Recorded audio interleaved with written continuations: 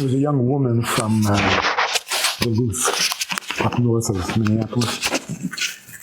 She lost her husband very suddenly at a young age. She had twin babies. And of course, she went into shock. She went into therapy. As the kids got older, they started asking, "Where's Daddy?" And she didn't know what to say. So one day, she was doing her laundry at the laundromat, and this Christian friend of hers started telling her about he's in a better place, and he's in heaven, he's with God, and so on. And she thought, wow, that sounds very good. I'm going to tell my children. But when she got home, she realized, wait a minute, is that Jewish? Do Jews believe that? So she called the Twin Cities, made an appointment with a rabbi, drove 3 hours to get to the appointment, and she asked him, do we believe in life after death? He said, well, I don't. My wife does, so you can believe it or not believe it. She was very offended. She went back home and told her Christian friend, tell me more, my religion doesn't know. But she also had an Israeli friend who said, no, yeah, you went to the wrong rabbi. Go to a Chabad. Anyway, we spoke for a long time, but I met this rabbi, and I said to him, you know that woman who came to you from Duluth? He says, yeah, nice woman. I said, she's very angry at you. He says, for what? I said, because she came to find out what Judaism says, not your personal belief. He said, oh yeah, people want simplistic answers. You know it's not so simple. I said, well, why couldn't you tell her something about what we know? He says, you know that there are 5 opinions as to what happens in heaven among the sages? I said, so tell her one of them. You have to tell her all 5. But that means that we know 5 things about heaven.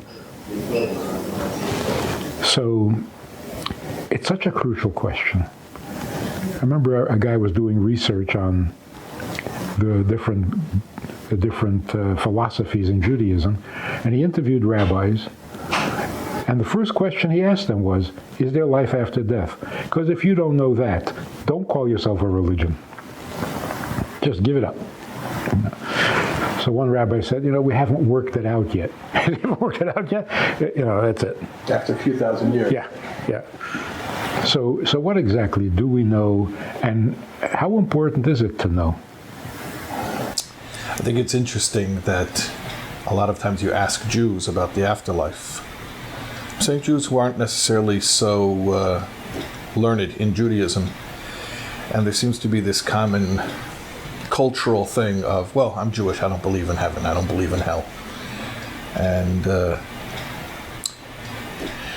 where does this come from that Jews, so many Jews who they haven't studied, so they don't know what the Jewish beliefs are, but it must be a prominent cultural thing if so many Jews have this belief, and it has to come from somewhere. So it's interesting, if you go back, all the way back, way back, to the time of the Mishnah, to the time of the temple, it says there was a teacher who used to tell his students, don't be like the servants who serve their master to receive a reward. Serve your master even if you don't receive a reward. And what he meant by that was, don't be fixated on the reward. What some of his students heard from that, there's no reward. Which, what would be the point of that statement? Don't do it for a reward. Well, if there's no reward, you don't have to tell me don't do it for a reward. The point is, what he was trying to bring out is, there is a reward. Don't get caught up with that. Don't get caught up on what it's going to do for you. That's why the end of that teaching in the Mishnah, in the Ethics, Pirkei Avot, the last line he says, and the fear of heaven should be upon you. and the fear of heaven should be upon you, is a warning. Don't use the first clause of the teaching to come to an erroneous conclusion that there is no reward and punishment, that there is no judge and judgment. The teaching didn't come to mean that the world is, that there's no cause and effect. The teaching was to give you a higher purpose, a higher goal than just your personal payoff, even a spiritual payoff. That makes sense, because a little later on, in the same tractate, in the same thing, it says, according to your effort is your reward. So there is a reward, you just have to be bigger than it. Be bigger than the reward, right. So then the question becomes, all right, then what am I doing it for? What's my motivation? Well, tell me more about heaven and hell first, before we dismiss it. See, it's interesting, So to say, oh, we're Jews, we don't care about heaven.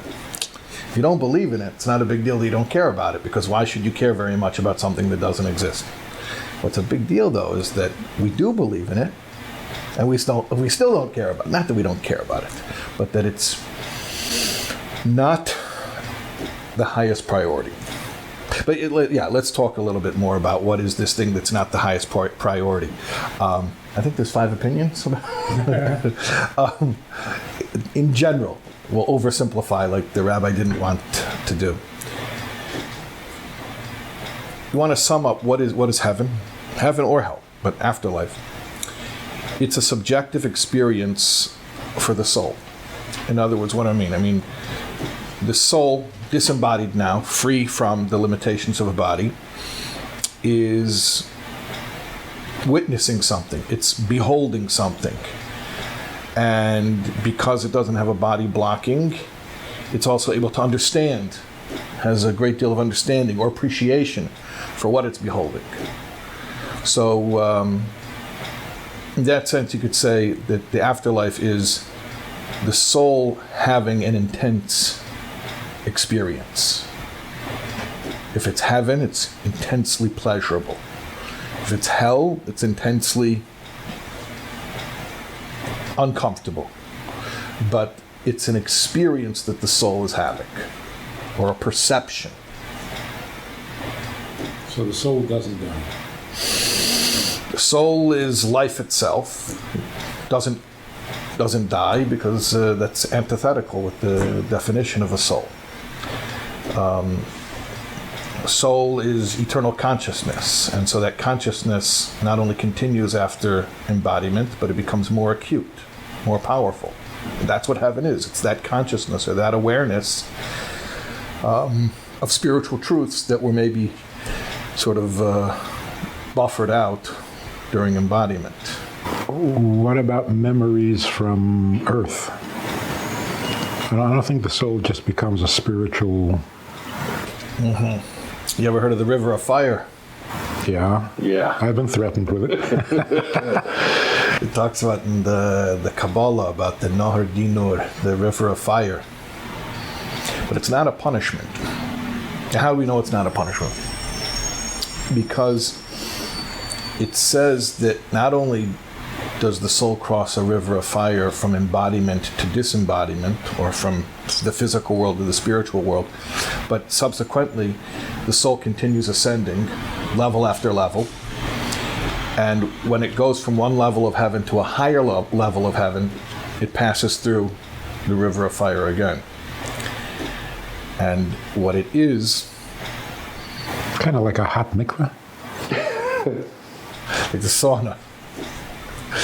Yeah, very, but it's so intense that you come out of the sauna and you can't remember anything. Well, wait. The soul does remember what it did or didn't, or its children, its relationships. Okay, so it's good that you're being exact about this.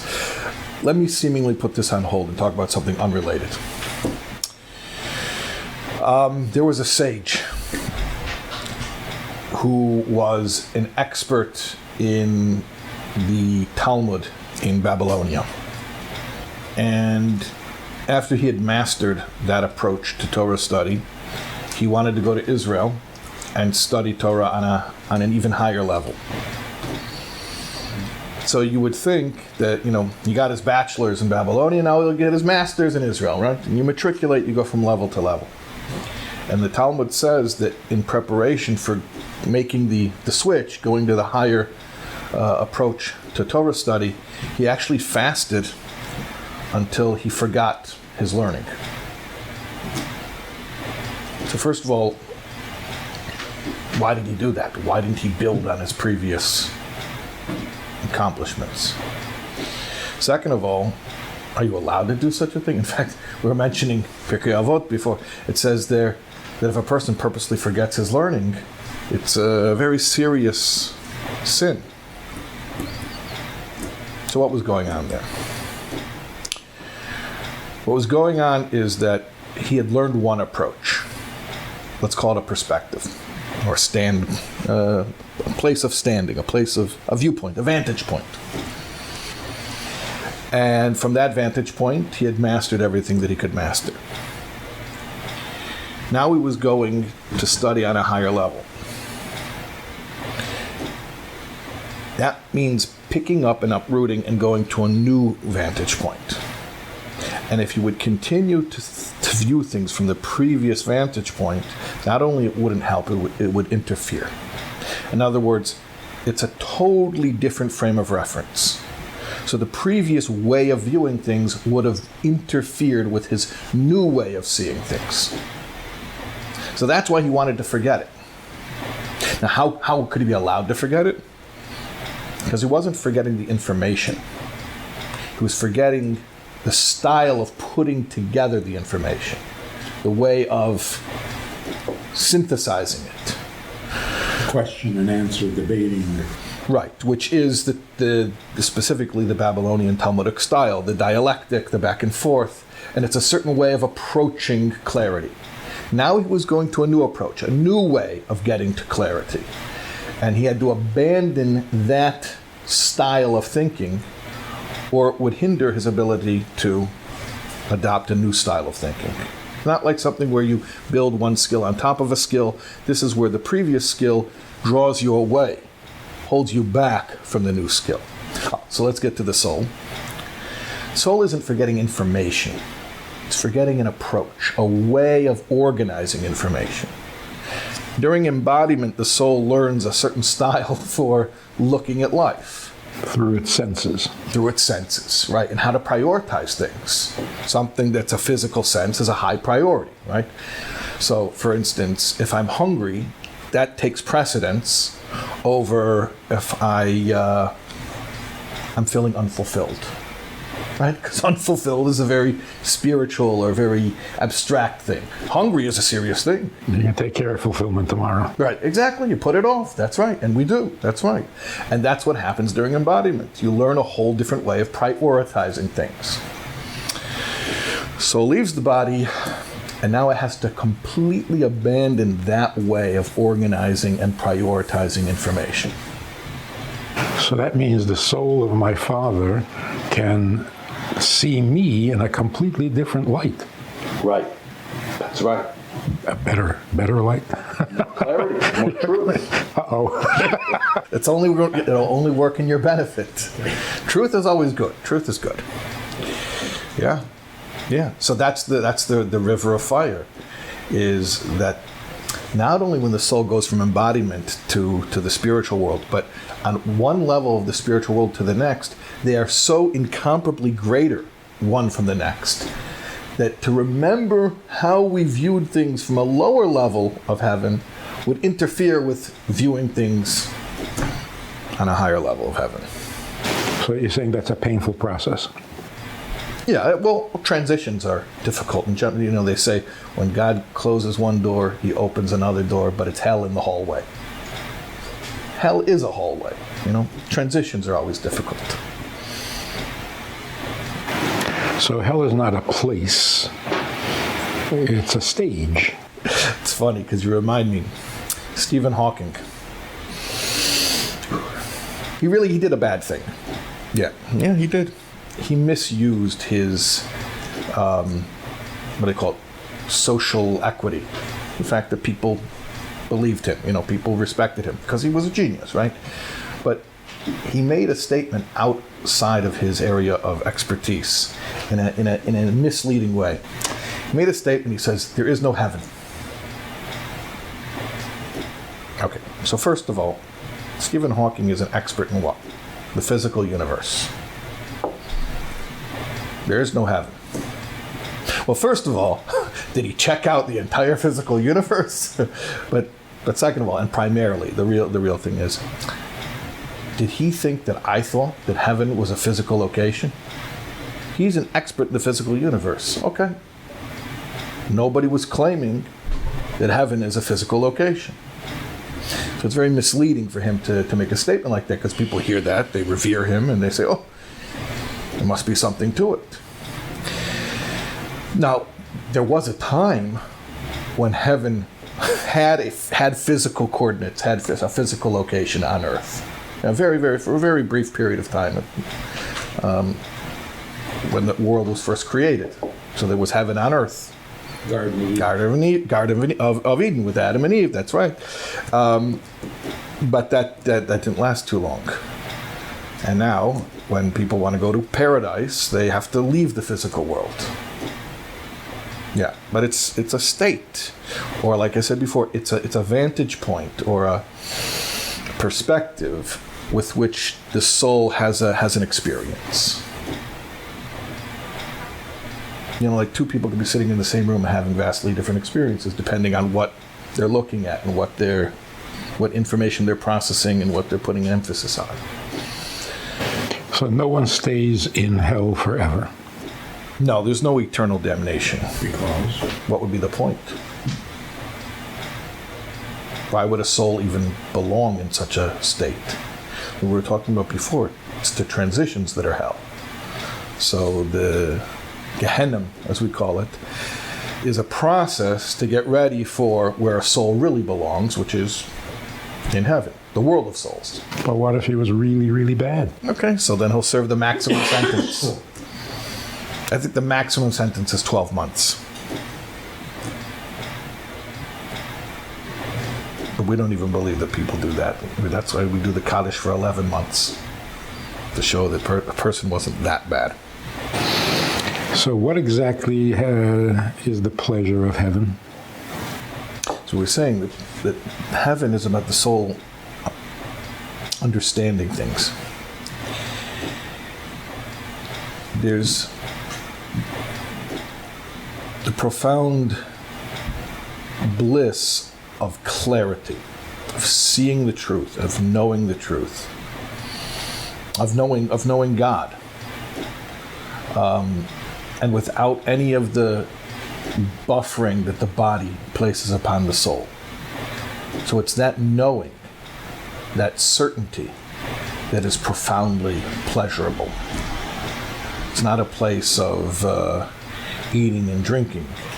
It's not a paradise where, like a big party, a lavish feast. It's wisdom, it's light, it's clarity, truth. And for the soul, that's very pleasurable. I've heard you speak on the future rewards, and you said that was not the ultimate reward? Oh, so we're saying that we believe in all of this, but we don't care about it. We don't care about it as a relative term. But yes, that's right. Okay, so I'll ask you like this. If the soul's experience in heaven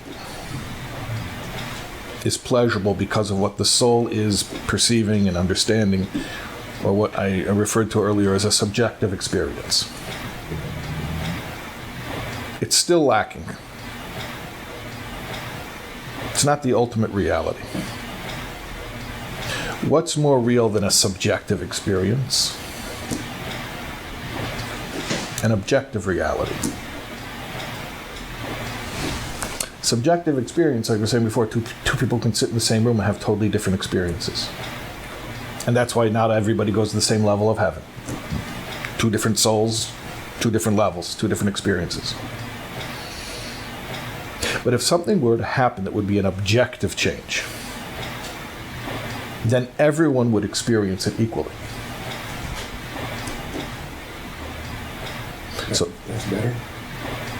it's more real, as opposed to a virtual reality.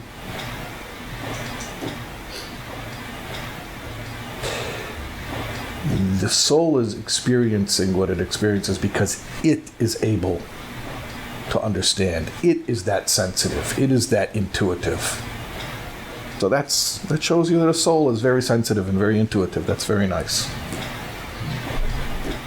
But if there would be some type of condition where truth would be that apparent in an objective way, so that anyone, even an insensitive person, would be aware of it, yeah, that would be a greater display of godliness. When does that happen? So that's the perfection that we're looking forward to. That's the Messianic era. That's what our prophets promised and hoped for. And you don't have to die for that? It's not to die for? It's interesting. Yeah. Not only do you not have to die for that, but think about all the souls who died already, the ones who are in heaven. Think about, we talked about our levels of heaven, right? Ascent after ascent. So imagine the souls who have made ascent after ascent after ascent. They're very, very, very, very high in heaven.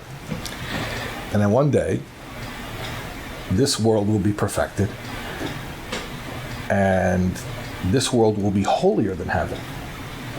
And all those souls, as high as they've gone, they're going to take a U-turn, and they're going to come back to embodiment. They're going to leave their subjective experience of godliness, and they're going to enter an objective revelation where God is seen and perceived by everyone. In fact, it even says in the prophets that the animals will be affected by it, right? The wolf will lie down with the lamb. Some read that metaphorically, but those who read it literally, it means the revelation will be that patently obvious, that empirical. So that's why you can stay in your body.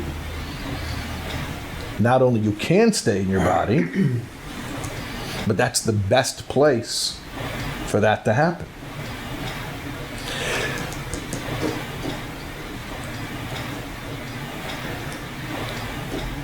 Ideas have a certain power, but at the end of the day,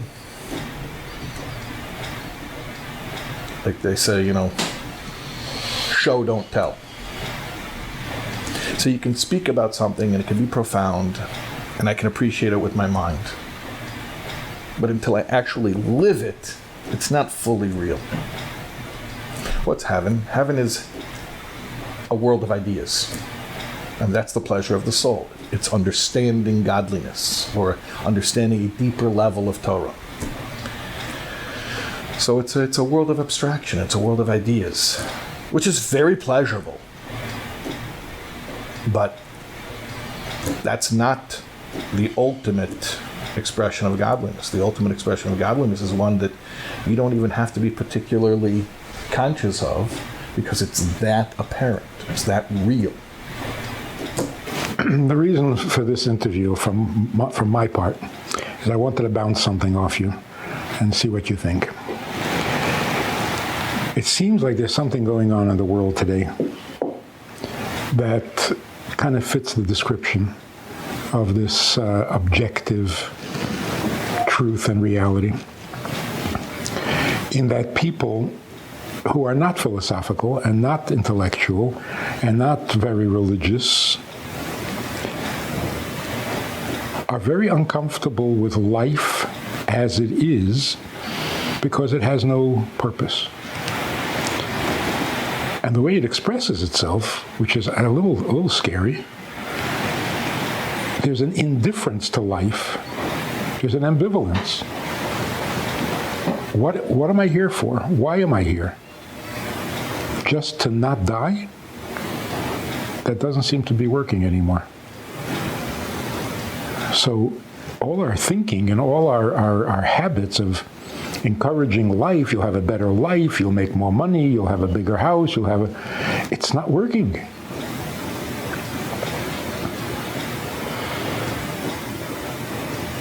So I see it everywhere, but maybe I'm just overly sensitive to it. But even young children saying, I didn't ask to be born. That sounds really scary. You mean you don't want to live? You regret being born? Doesn't that mean you're depressed? You need medication? Or does it mean we're finally growing up? And you don't have to be an intellectual. You can be a 10-year-old. That's right. Usually you have to be really, really smart to be that nihilistic and to lose hope in life. That depressed. Right, that depressed. Yeah. But there is a certain, call it a zeitgeist, a spirit of the time, but, you want me to have a nice life? See, I think 50 years ago, that's what it was all about. Have a nice life, right? And now it's like, well, you want to really do me a favor? Why did you trouble me? Well, I didn't ask to be born. A nice life? I'll tell you what's even more pleasant than a nice life. No life. Won't that hurt? No, it won't hurt. You have never existed. You won't know any different. No pleasure, but no pain. No nothing.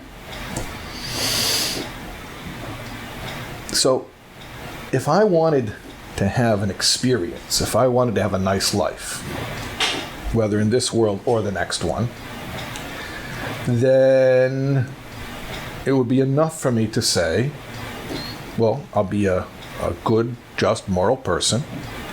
I'll enjoy my life here, and then I'll be rewarded in heaven. And great, I've had a nice life, both in this world and continuing into the next. But if that's not enough, a nice life, not in this world, not in the next world, then it means that we want something more. What is that something more? I mean, I think you're touching upon it. There's more to what you're saying. I agree to the premise, but go ahead. Say the rest. What is that something more than just having a nice life materially or even spiritually? So until recently, the answer to that was go to heaven. Which is just another version of having a nice life. Okay, so you just ruined it. Now I got nothing to look forward to. So what am I? What are people disturbed by that the promise of heaven doesn't work anymore?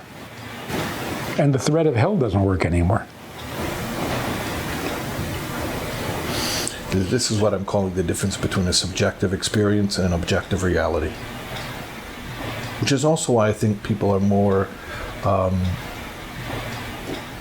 insistent on a scientific point of view. I think that became overused. There's the expression, when all you have is a hammer, everything looks like a nail. So I think people took the empirical approach to things, the scientific method, and wanted to use that as the only tool for arriving at truth, which obviously does not work. It's a great tool, but it's not the only tool. But there's something about it that's healthy, which is, what's empirical? Empirical is show me evidence. Don't talk to me about ideas. That's philosophy. Show it to me. Give me evidence. So what is that in terms of, life? Don't talk to me about the idea of goodness, the idea of a nice life. I want to see it. Show me evidence. Show me something objective that I don't have to have a specific attitude or a specific perspective in order to appreciate. Show me something that's objectively true so that 10 people looking at it will all see the same thing. And I think it's an insistence upon the fact that I think you're right, ascending or graduating or evolving or maturing collectively into a state where we want to see this world perfected. Or let me say it even maybe in more radical terms. Until now, it's good enough that I have my reward. Either a good life in this world, or a good life in the next world, or ideally both. And that's enough. Now, that's not enough. Now we want Hashem, we want God to have his reward. It's not enough that I go to my garden, my paradise. I want God to have his garden, his paradise. He called this world his garden. That is radical. Did I ever tell you about my friend, the Buddhist priest? No. No, I didn't tell you about it. So I used to study, I said this with this, you want to take one guess why I studied with this Buddhist priest? He was Jewish. He was Jewish, of course. So, and he was a brilliant guy. Anyways, and he had a PhD in philosophy from Princeton. He knew every world religion, he knew every ideology, he knew everything. And we were studying one time, and he starts screaming, "That's radical, that's radical, that's radical." I said, "What's radical?" Because I didn't know I said anything radical, but when somebody starts screaming at you, "That's radical," and you think you didn't say anything radical, it's time to listen up and find out what about your own belief system is a bigger deal than you realized, right? Sometimes they call it the expert blind spot, where you take something for granted. So I said, "What's radical?" He says, "Nobody says this. Nobody says this. Only you guys. Only you guys say this." What were you saying? That's what I was wondering. What did I say? Okay. Like I said, he had a PhD in philosophy from Princeton. He knew every religion. He knew every ideology. If he said, "Only you guys say it," he meant it. I said, "What did I say?" He said, "Some people say that the physical world doesn't even exist.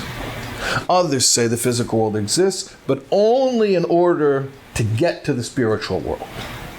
Only you guys say that the ultimate purpose of everything will take place in the physical world." That's radical. Mm-hmm.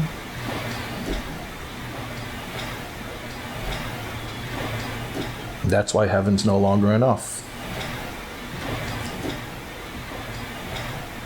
Heaven's not radical enough. Look, don't all religions believe in heaven? Like you said earlier, if you don't have a heaven concept, don't even call it a religion. What's radical, and maybe we could even say uniquely Jewish, is something beyond heaven. Beyond heaven. Yeah.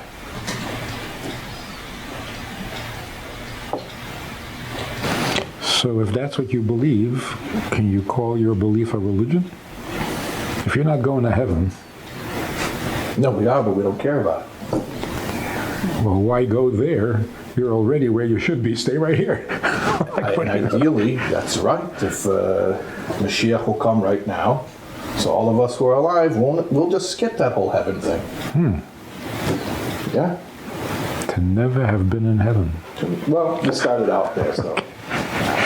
Is this in any way related to your thought that all addictions are addiction to self? And that we want to get out of that? I think that's the same concept, yeah. That ultimately, spirituality itself can even become another addiction. And sometimes I hear people use that in a positive sense. "Oh, I'm addicted to Torah." And they say it like it's a good thing. It's not a good thing.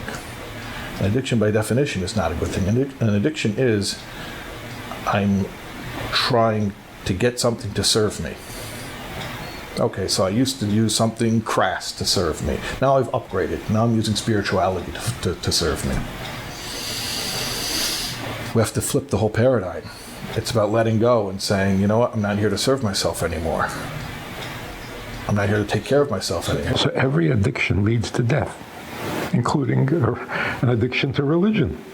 Right. Yeah, that's interesting. I don't think about it that way. That's right. It drives you to the grave. And beyond. Yeah. But that's a real selflessness, a real level of selflessness to say that I'm not here to have a good life. I'm not even here to become rewarded in the next life. I'm here to help bring about an objective reality in this physical world which will give profound pleasure to my Maker. It's very selfless. Okay, final question. Where does selfless motivation come from? Ooh. We don't understand selfless motivation. There's got to be something in it for the person to motivate. Yeah. So I've been saying that's why we need Mashiach, because we don't know how to do that. We need a new teacher with a new way of thinking, a new perspective, so that somebody else's will can actually motivate me. I can be excited without being selfish. That has never happened. Or has it? Maybe some tzaddikim. Yeah. Isolated incidents, or I think even regular people at certain moments. But what is that? I've never found a good explanation. How does somebody else's pleasure motivate you? Right.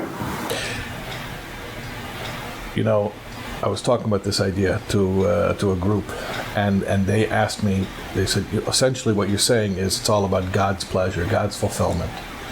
You make God sound incredibly selfish. So I said, He is. And they said, well, why would I worship such a God? I said, what's wrong with that? What's wrong with being selfish? Well, selfish is a terrible thing. I said, no, selfish isn't a terrible thing.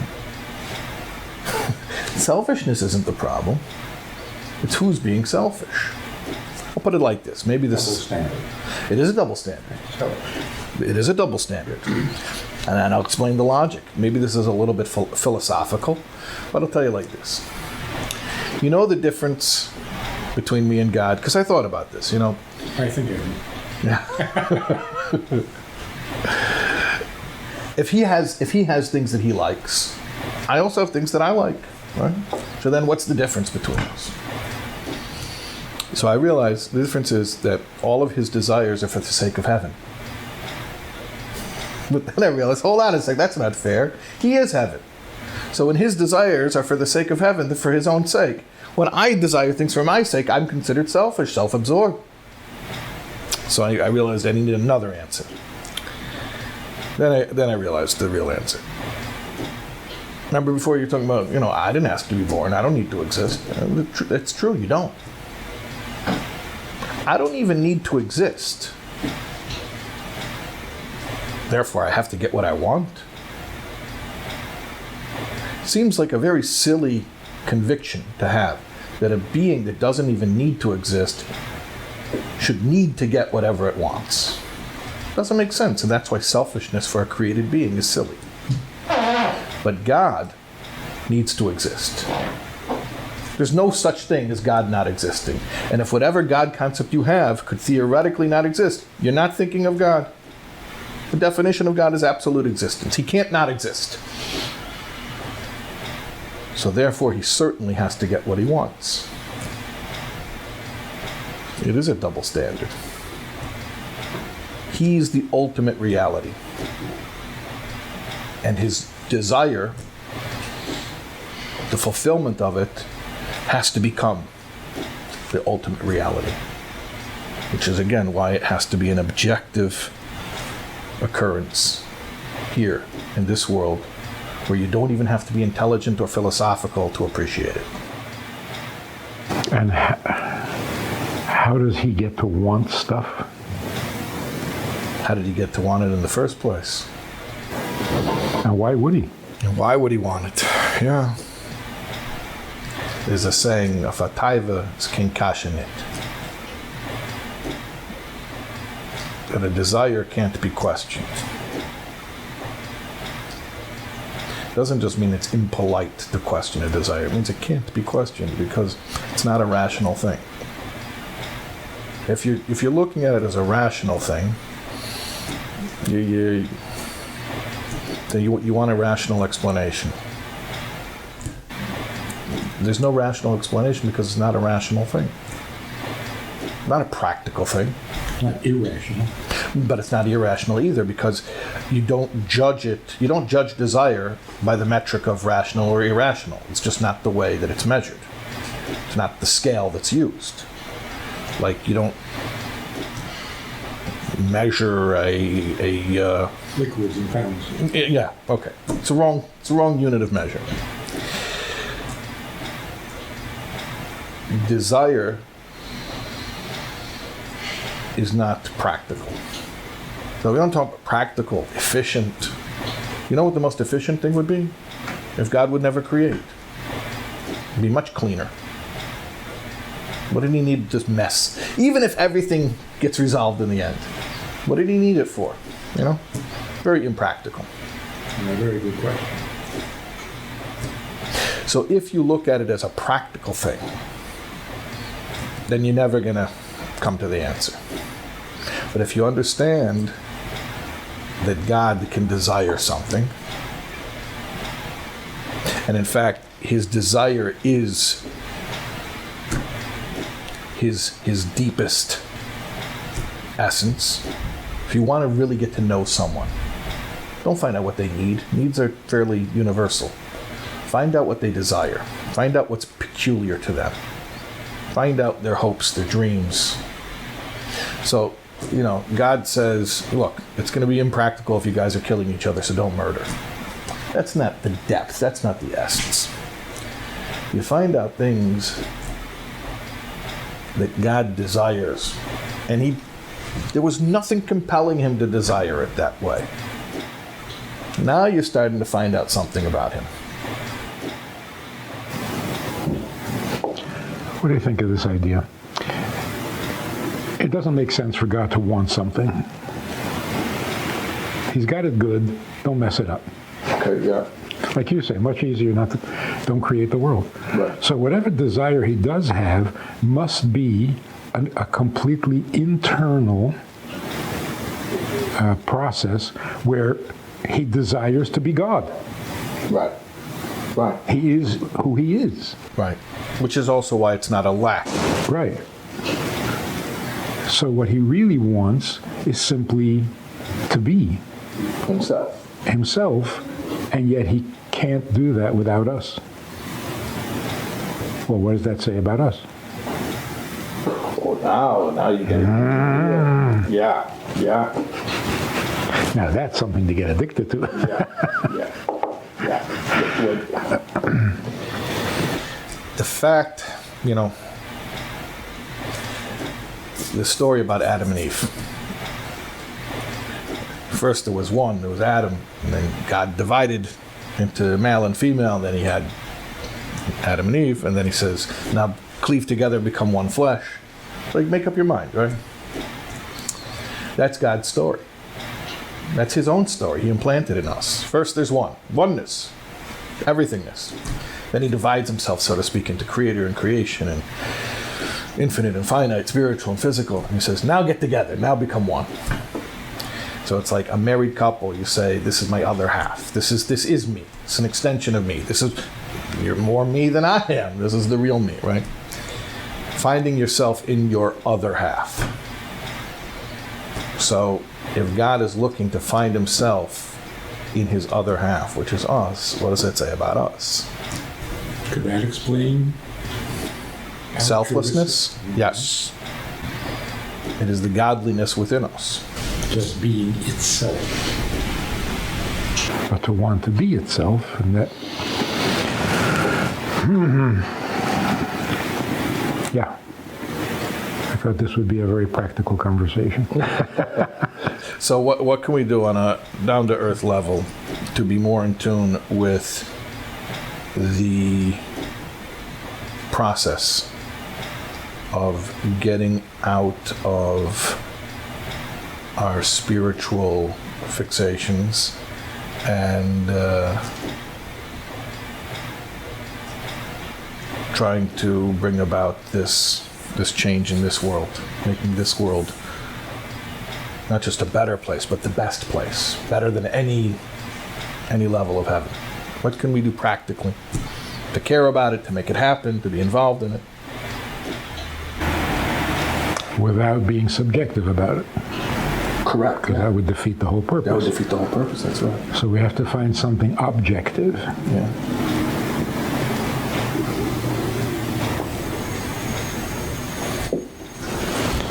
That is a huge change. I mean, all of psychology, all of therapy, All subjective. all of religion, Yeah. Just ideas. all for you, for your Right. soul, for your body, for your family, for your wealth. Yeah. And now we have to find some objective pleasure, an objective. Goal. So, where do you look? Good way to get out of your head. Good way to stop thinking about personal payoff, even spiritual payoff. A good way to be in the objective instead of the subjective is action. Action, physical action. Even when you don't have the right feelings to go with the action, especially when you don't have the right feelings. Just do it. Just do it. So that objective reality is being reflected in you at that moment. I'm doing it. I don't have a particular feeling for it, but I'm allowing that reality to be objectively reflected through my action, which anyone can see, and they don't have to be a philosopher to see my action. Everyone can see my actions. They might need to be a philosopher to understand my ideas, but the objectivity of the action, that's undeniable. I was asked about this. Do we give charity in order to become more generous people? Or do we try to be a more generous person so that we'll give charity? And therefore, the benefits of the charity, the poor man eats, and yeah. So, okay, good question. So what you're saying is, just do it, which means don't try to be it. Even if you're not a nice guy, be nice. Do nice. Do nice, because Yeah. that's an objective Yeah. rather than a subjective project. That's right. So it's not random acts of kindness, it's senseless acts of kindness. Irrational, ridiculous, because it's not about you. It's not about me anymore. There was once a guy, he went to his rabbi, and he says, "Rabbi, I have to stop giving charity." The rabbi says, "Why?" He says, "Because when I give charity, I don't have good intentions. I get off on the attention. I like being the..." Going to my head. Yeah, it's going to my head, yeah. "So I'm going to take a break for a while until I have the right intentions." So the rabbi said, when you give, it may be with the wrong intentions, but I assure you, the poor man who eats from your giving, his intentions are just fine. Don't worry about your intentions.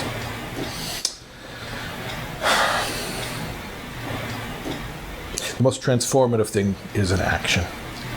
And I think that's also why, the Rabbi, everyone he would meet, he would give them $1.